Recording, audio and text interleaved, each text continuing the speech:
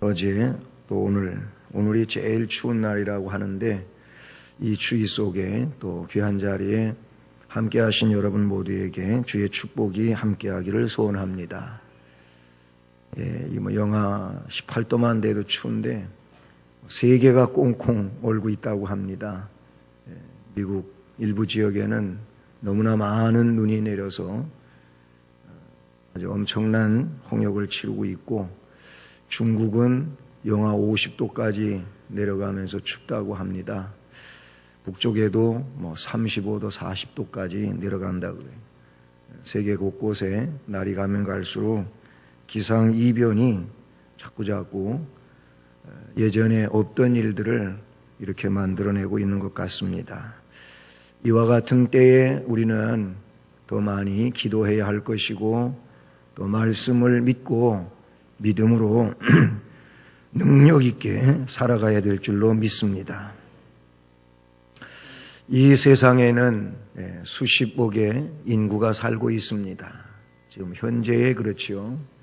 그러니 이미 앞에 이 세상에 왔다가 또 세상을 떠난 이들, 앞으로 이 세상에 하나님의 보내심을 받아서 태어날 자들, 참으로 많은 사람들입니다. 지금 살고 있는 이 세상의 수많은 부류의 사람들도 각각 저마다 그 삶의 이유가 있고 목적이 있죠. 다 나름대로 삶의 이유를 가지고 삶의 목적을 가지고 살아갑니다. 사람들 중에는 높은 지위를 얻으려고, 그런가 하면 수많은 부를 차지하려고, 그래서 그 부요함 때문에 아니면 그 높은 지위 때문에 자신의 삶을 안락한 삶으로 그렇게 이끌어가기 위해서 그런 삶의 목적을 두고 계속 인생이 이 피곤한 발걸음을 재촉해가는 이런 사람들이 세상의 대부분을 차지하고 있습니다. 또 그런 중에 어떤 사람들은 아무런 목적이 없어요. 의미도 없어요. 왜 살아가는지 이유도 느끼지를 못해요. 그냥 무작정 살아가는 이들도 적지만 세상에 존재하고 있습니다. 목적이 있고 이유가 있는 사람이 있다면 목적도 없고 이유도 없이 그냥 주어진 나날을 그렇게 의미 없이 살아가는 이들도 있다, 그런 얘기입니다.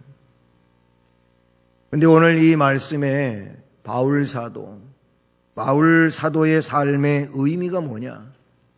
이 바울 사도의 삶의 목적은 뭐냐?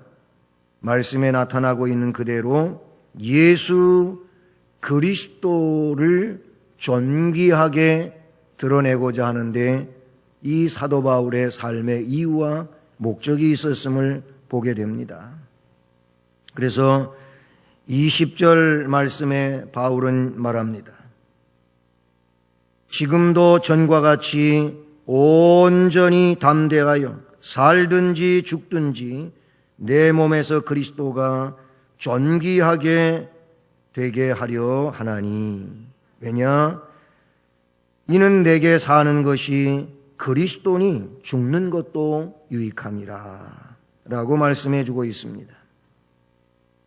이와 비슷한 말씀이 몇 군데 있습니다. 로마서 14장 8절 말씀을 보면 거기 우리가 살아도 주를 위하여 살고 죽어도 주를 위하여 죽나니 그러므로 우리가 사나 죽으나 주의 것이로다.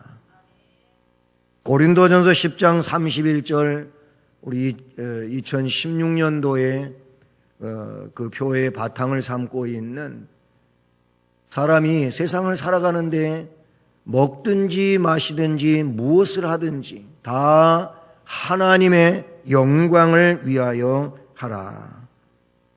같은 유의 말씀이라고 볼 수 있습니다. 삶의 이유와 목적이 무엇인지를 분명하게 말씀해 주고 있는 것이죠.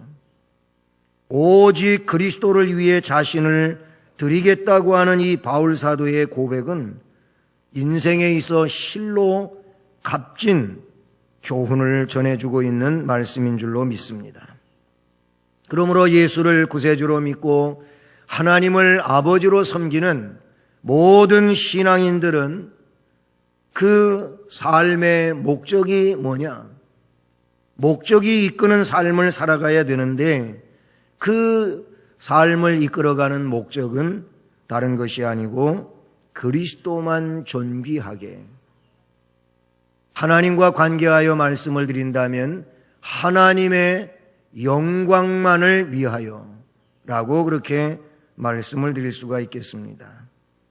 이 타이틀처럼 오늘 우리들의 삶의 이유와 목적이 그리스도만 존귀하게 되기를 원하시는 겁니까? 하나님의 영광만을 위하여 나아가는 것입니까? 오늘 이 시간 이 말씀에 근거하여 다시 한번 우리의 목적이 이끄는 삶의 그 내용을 새롭게 깨달으며 또 결단할 수 있는 이런 시간이 되기를 바라는 겁니다. 그리스도를 중심으로 사는 사람은 사소한 일에 연연하거나 기분이 그런 일로 좌우되지 않습니다. 그리스도의 이 존귀하게 되어짐만 있다면 그것으로 만족한 것이지요. 뿐만 아니라 피곤하게 따지는 삶을 살지를 않고 주님의 영광만 이루어지는 일이라면 만족해하는 것입니다. 인생의 초점을 분명하게 맞추어 사는 만큼 그는 그 일에 있어서 만족하고 큰 사람으로 성장되어 갈 수 있는 줄로 믿습니다. 바울 사도의 인생과는 명예나 물질이나 쾌락이나 또는 인기나 권력이나 지위나 위신 같은 세상적 성공에 그 인생관을 두고 있질 않고 다메섹 도상 이후에 이 바울의 인생관은 오직 복음이었습니다. 오직 예수 그리스도였습니다. 왜냐하면 그분이 영광의 주님이시며 그분이 생명의 공급자이며 그분이 결국 인생의 심판자가 되기 때문에 그분이 인정하는 삶을 산다면 이것이 복 있는 인생이고 이것이 성공하는 인생이고 이것이 장차 놀라운 영광의 자리에 나아갈 것이기 때문에 이 분명한 사실을 기억하고 그것을 인생관으로 삼고 그래서 그리스도만 존귀하게 된다면 더 바랄 것이 없는 이런 삶을 살고 있다는 것이죠. 다시 말씀을 드리면 사도 바울에게 있어서 최대의 관심사가 있다면 그리스도만 존귀하게 나타나는 것이었습니다. 망원경이 있지 않습니까? 망원경. 저도 뭐 좋은 건 아닙니다만은 허들의 망원경 하나 있습니다. 있는데 그래도 망원경은 망원경이라고 잘 보입니다. 망원경의 역할은 뭡니까? 멀리 있는 것을 가깝게 볼 수 있는 거죠. 크게 볼 수 있는 거죠. 작은 것을 당겨서 크게 볼 수 있는 것이 망원경입니다. 우리는 그리스도의 망원경이어야 합니다. 다시 말하면 그리스도를 가깝게 볼 줄 아는 사람이 되어야 하고 동시에 내 주변에 있는 사람들에게 나를 통해서 내가 그리스도를 보게 하는 망원경이 돼가지고 다른 사람이 나를 보면 그리스도를 볼 수 있는 이런 그리스도를 보게 해주는 망원경이 되어야 합니다. 또 망원경 말고 현미경이라고 하는 거 있지 않습니까? 현미경 사람 이름 아니고요. 이 현미경은 뭡니까?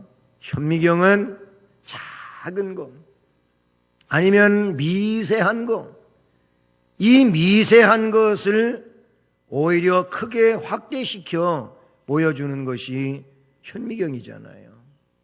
우리는 그리스도를 크게 볼 줄 아는 사람이 돼야 하고 그리고 동시에 우리가 그리스도를 보게 하는 현미경이 되어서 우리 주변에 있는 사람들로 그리스도를 보게 하는 이런 역할을 감당해야 될 줄로 믿습니다.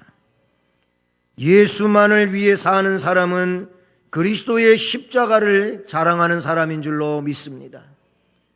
예수를 구세주라 믿으면서도 십자가를 외면하고 십자가는 싫어하고 십자가를 물리치려고 한다면 이 사람이 그리스도만을 위해 사는 사람일까? 그렇지 않은 것이죠. 그리스도만을 위해 사는 사람은 그리스도의 십자가, 그 십자가를 자랑하고 십자가를 지고 십자가를 따라서 가는 이런 삶인 줄로 믿습니다. 그래서 바울은 갈라디아서 6장 14절에서 내게는 우리 구주 예수 그리스도의 십자가 외에 결코 자랑할 것이 없으니 그리스도로 말미암아 세상이 나를 대하여 십자가에 못 박히고 내가 또한 세상을 대하여 그러하니라. 나에게는 십자가밖에 자랑할 것이 없다. 이렇게 바울은 고백했습니다. 또한 영생의 진리를 아는 자는 그리스도만을 위한 삶을 살아가는 자인 줄로 믿습니다. 영생의 진리를 아신다 하십니까? 영생의 진리를 안다고 한다면 그리스도만을 위한 삶을 살아가야 될 줄로 믿습니다. 로마서 10장 31절에 그런즉 너희가 먹든지 마시든지 무엇을 하든지 다 하나님의 영광을 위하여 하라 그랬습니다. 영생의 진리를 안다면 먹어도 마셔도 어떤 일을 해도 우리 주님의 영광을 위하여 그 일을 감당하며 나가야 될 줄로 믿습니다. 또한 오직 그리스도만을 위해 사는 사람은 하나님의 사람으로 인정받게 되는 줄로 믿습니다. 요한복음 15장 8절에 포도나무와 관계된 말씀을 우리에게 말씀해 주시면서 너희가 열매를 많이 맺으면 그 열매 때문에 하나님께서 영광을 받으시게 되고 그리고 너희의 주변 사람들이 너희가 내 제자인 줄을 알게 된다 그랬어요. 어떻게? 열매를 맺었으므로 많은 이들이 너희를 보면서 내 제자라고 그렇게 알게 된다는 겁니다. 즉 예수 그리스도만을 위해서 살아간다면 그들은 하나님의 백성으로 예수 그리스도의 제자로 인정된다고 말씀하는 것이죠. 바울이 이런 말씀을 하고 있는 것은 나의 인생과는 오직 그리스도만이다. 그리스도만을 위한 것이 나의 인생관이라 그랬어요. 그런가 하면 바울은요, 인생관 분명하고 내세관이 분명한 겁니다. 내세관. 인생관은 살아있는 동안의 내용을 인생관이라고 하겠죠. 내세관은 인생관 이후에 펼쳐질 그런 내용 아니겠습니까? 여러분의 내세관은 분명하십니까? 바울의 인생관은 오늘 20절로 23절까지의 말씀을 보면 거기 내세관이 분명한 것을 말씀해 주고 있어요. 바울은 내세의 영광과 축복을 대망하며 살아가고 있습니다. 그래서 사는 것보다 죽는 것이 더 좋다. 이렇게 말씀하고 있는 겁니다. 세상에서의 고생으로부터의 해방됨, 그리스도와 함께 안식을 누리고 싶은 간절한 소망을 그는 가지고 있었습니다. 물론 도피하고자 하는 그런 내용이 결코 아니죠. 왜 그러냐면 그가 도피적인 내용 속에서 영생, 저 내세를 더 좋아한다 이런 의미가 아니죠. 왜냐하면 말씀해 보니까 내가 이 세상에 죽지 않고 살아있다고 하는 것은 사는 이 인생을 통하여 앞에도 얘기했지만 하나님의 영광을 위하고 그리스도를 존귀하게 하라고 생명을 주신 것이다. 그러나 천국 가는 것이 더 좋다고 생각한다는 겁니다. 그래서 말씀의 23절에 내가 그 둘 사이에 끼었다. 삶과 죽음, 이 영원한 내세와 현세와 이 사이에 끼어 있는데 차라리 세상을 떠나서 그리스도와 함께 있는 것이 훨씬 더 좋은 일이라 그렇게 하고 싶지만 내 마음대로 되는 거 아니지 않느냐. 삶을 주신다고 하는 것, 그것은 곧 너희를 위하여 더 유익하다. 왜냐하면 헌신적이고 복음을 가지고 전파하는 이 삶을 살아가는 것이기 때문에 이것은 주님이 원하시는 것이고, 그리고 교회를 더 든든히 세워가는 일이기에 유익한 것이라고 말씀하고 있는 것이지요. 그는 다른 사람의 유익을 위해서 자기의 편리와 축복을 포기한 것입니다. 살아있는 일이라면, 육신으로 있는 것이라면 이것은 곧 너희를 위하여 유익한 것이다. 할렐루야. 그의 관심은 형제의 유익을 끊임없이 추구하고 있다고 하는 것을 말씀해 주는 것이지요. 내세관이 분명한 사람은 이 땅에서의 삶을 초연하게 살아가는 그런 사람인 줄로 믿습니다. 그리고 우리는 우리 주변의 사람들을 유익하게 하는 삶을 이 생명을 가지고 사는 동안에 바르게 감당해야 될 줄로 믿습니다. 사랑하는 성도 여러분, 인생의 존재 이유와 목적이 어디에 있으십니까? 꼭 필요한 사람이 되는데 인생의 존재 이유와 목적이 되시기를 주님의 이름으로 축복합니다. 탈무드 교훈에 보면 사람을 세 종류의 사람으로 그렇게 분류하고 있는 대목을 볼 수 있습니다. 거기에는 사람이 어떤 사람이 되어야 하냐 하는 내용인데, 우선 첫 번째 사람, 병과 같은 사람이 있다 그래서 병, 유리병 있잖아요. 이 병과 같은 사람이 있는데, 병과 같은 사람은 가까이에서는 안 될 사람이라는 겁니다. 왜요? 물론 병 속에 어떤 물질을 담아둘 때에는 필요한 물건이지만, 그러나 그 병은 깨질 우려가 많다는 거예요. 어디에 부딪히거나 아니면 떨어뜨리거나 하게 되면 깨진다는 거예요. 그게 위험한 존재라는 거죠. 사람은 병과 같은 사람이 되면 안 된다. 부딪혀 깨지는 이런 일, 떨어뜨려 깨지는 일, 그런 사람 되면 안 된다. 그랬어요. 우리는 살면서 얼마나 많이 사람과 부대낍니까? 근데 부대낄 때 어떤 사람은 아주 의연한 사람이 있습니다. 그렇죠? 뭐 어떻게 누가 부딪혀도, 안 좋게 말하면 막 이렇게 막 씹어도 그 사람 꾸떡도 안 해. 뭐 하려면 해라.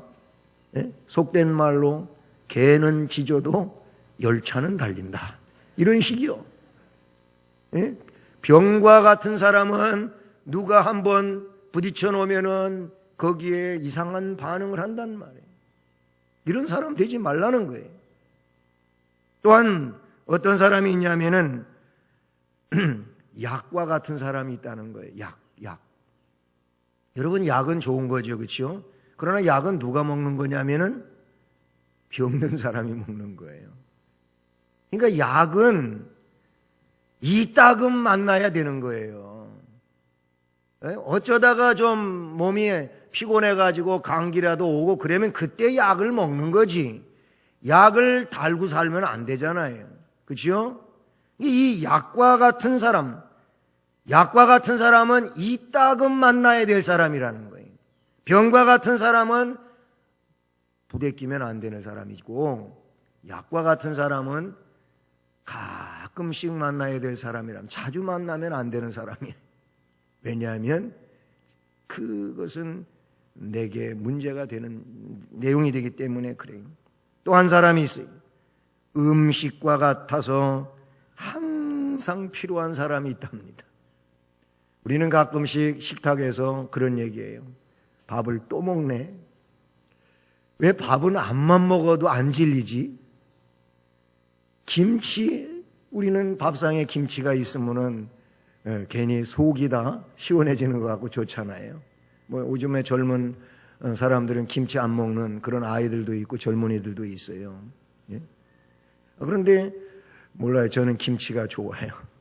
그것도 숙성된 신김치가 좋아요. 그런데 밥을 우리 늘 먹잖아요. 예? 삼시세끼를 먹을 수도 있어요. 밥 세 끼 다 챙겨 먹는 사람을 삼식이라고 합니다. 삼식이라고 한다는데, 그런데 밥을 먹으면서 그런 얘기를 가끔씩 해요. 야, 밥은 암만 먹어도 질리지 않은 게 참 신기하다. 신기하다. 이런 얘기를 하는데, 그래요. 음식과 같아가지고 음식은 항상 먹어야 되는 거 아닙니까? 마찬가지로 늘 만나는 사람, 왜 항상 먹습니까? 필요하기 때문에 그런 것처럼 늘 만나도 질리지 않는 사람, 만나면 만날수록 필요하고 좋은 사람, 이런 사람이 되어야 된다는 거예요. 근데 오늘 앞에 말씀드린 것처럼 그리스도만 존귀하게 하고자 하는 사람은 세 번째 사람인 줄로 믿습니다. 병과 같은 사람도 아니고 약과 같은 사람도 아니고 어떤 사람? 음식과 같은 사람. 저에게 있어서는 밥과 김치 같은 사람. 그런 거예요. 그러니까 늘 만나도 질리지 않고 그냥 좋은 거예요. 할렐루야. 그렇습니다. 우리는 이 말씀에서 그러므로 그리스도만 존귀하게 하기를 원하는 이런 사람이 되어야 할 줄로 믿습니다. 그리고 그러면 이렇게 주님을 존귀하게 그렇게 하기 위하여 우리는 주의 일에 임하는 자세가 있어요. 삶에 임하는 자세가 있다, 그런 얘기예요. 어떤 자세로 삶에 임해야 하느냐? 오늘 23절, 24절 말씀에 보면 뭐라고 말씀하십니까? 24절은 내가 육신으로 있는 것이 너희를 위하여 더 유익하니라 그랬어요. 앞에 23절은 죽음도 나는 더 좋게 생각한다, 이렇게 말하고 있어요. 이건 뭘 말합니까? 삶과 죽음을 초월하는 것이 우리 주님의 일에 임하는 자세인 줄로 믿습니다. 그리스도만 존귀하게 하기 위하여 우리는 살아갈 때 삶에 대하여도 죽음에 대하여도 초월할 수 있는 이런 사람이 되어야 할 줄로 믿습니다. 지금 바울 사도는 이 서신을 기록하고 있을 때 그의 상황은 어떤 상황이냐면은 로마 옥에 갇혀 있는 상황입니다. 우리가 옥중서신이라고 알고 있지 않습니까? 옥중서신은 에베소서, 빌립보서, 골로새서, 빌레몬서, 이렇게 해서 에빌골빌 그래요. 이 네 권은 옥중서신이에요. 그럼 오늘 빌립보서잖아요. 로마 옥에 갇혀 있는 겁니다. 이 옥에 갇혀서 지금 이 서신을 쓰고 있는데 그는 재판을 기다리는 중이었어요. 그 재판 결과가 생사를 가름할 수도 있어요. 재판에 따라서 죽을 수도 있단 말이죠. 안 좋은 결과가 나오면 죽는 겁니다. 순교하는 겁니다.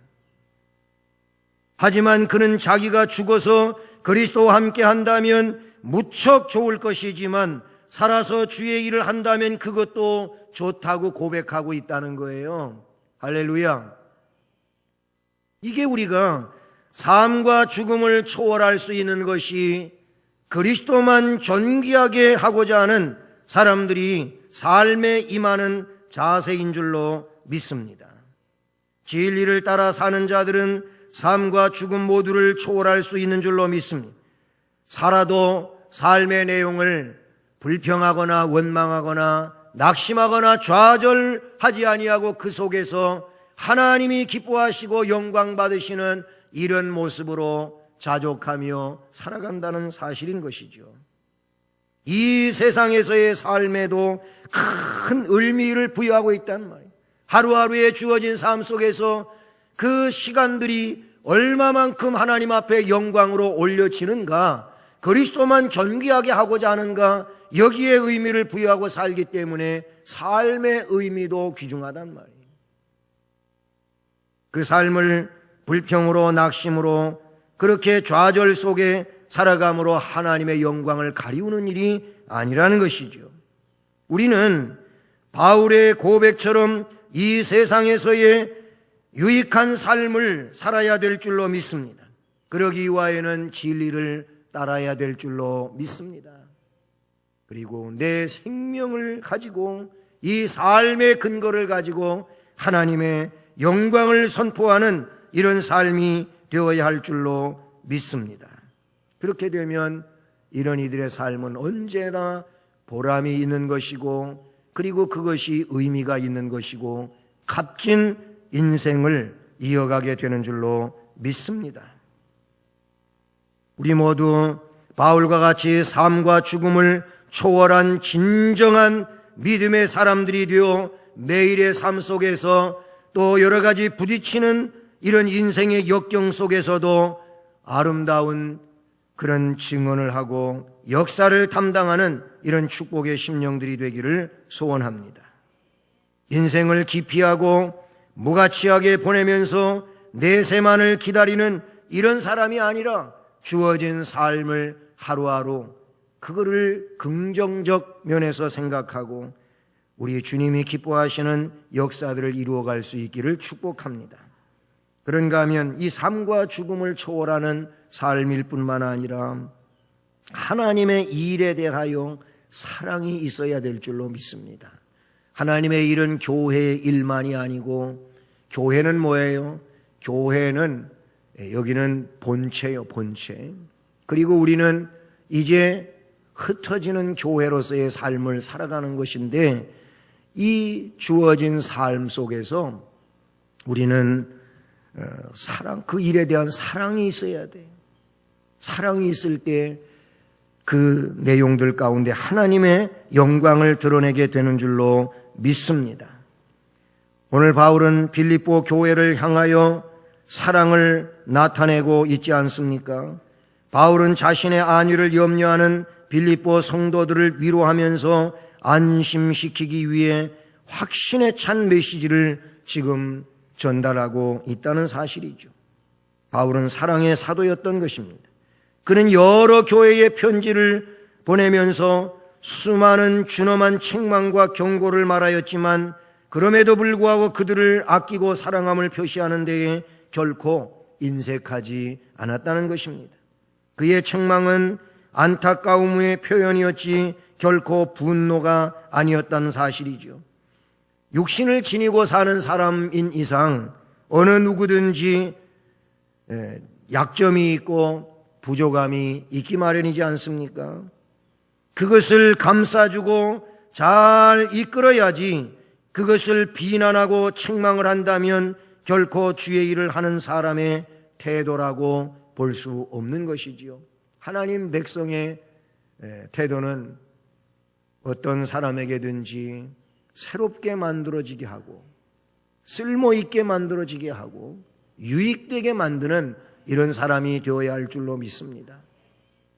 빌레몬서에 보게 되면은 거기에 빌레몬의 종이었던 오네시모가 나오는데 이 오네시모는 무익한 사람이었다 그랬습니다.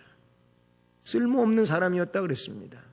그런데 로마에서 바울을 만나게 되고 바울을 만난 이 오네시모는 바울이 표현한 대로 그는 쓸모있는 사람이 되었습니다. 유익한 사람이 되었습니다. 그는 바울의 신복과 같은 이런 존재가 되었습니다. 내게 있어서 나를 협력하고 나를 도와주는 이런 사람으로 꼭 필요한 사람인데 원래는 너의 종이었으니까 너에게 돌려보내니 이 오네시모를 불필요한 사람이라고 절대 생각하지 말고 너도 내가 이 오네시모를 신복처럼 인정하는 것처럼 너의 형제처럼 대우해줘라. 이렇게 말하고 있어요. 변화된 오네시모 유익한 사람이 된 줄로 믿습니다. 쓸모없다고 내팽개치고 그래서 아예 상대를 안 하고 이렇게 돼버리면 그 사람은 멸망할 수밖에 없지 않을까요? 우리는 사랑을 가지고 이런 이들을 대하고 격려하고 그들을 일으켜 세워서 쓸모 있는 사람으로 만들어야 되는 줄로 믿습니다. 사랑하는 성도 여러분, 오늘 여러분이 인생을 추구해 가는 데 있어서 현실을 얼마나 긍정적으로 해석하고 이해하고 살아가고 있습니까? 그것이 바로 그리스도를 존귀하게 하고자 하는 사람들이 임해야 할 그런 자세여야 될 줄로 믿습니다. 최악의 경우라 할지라도 그곳에서 최선을 볼 수 있는 우리의 삶이 될 수 있기를 간절히 소원합니다. 모쪼록 우리가 하나님의 영광을 위하여 살아가는 이해에 그리스도만 존귀하게 그렇게 하고자 하는 일이라면 틀림없이 하나님의 영광을 위한 삶이 될 것이고, 그리고 하나님의 복을 받는 은혜의 심령들이 될 줄로 믿습니다. 앞으로 삶을 살아가면서 모든 삶의 여건 가운데서 그리스도만 존귀하게 하고자 하는 이런 인생관을 펼치시기를 주님의 이름으로 축복합니다. 사랑의 하나님 아버지,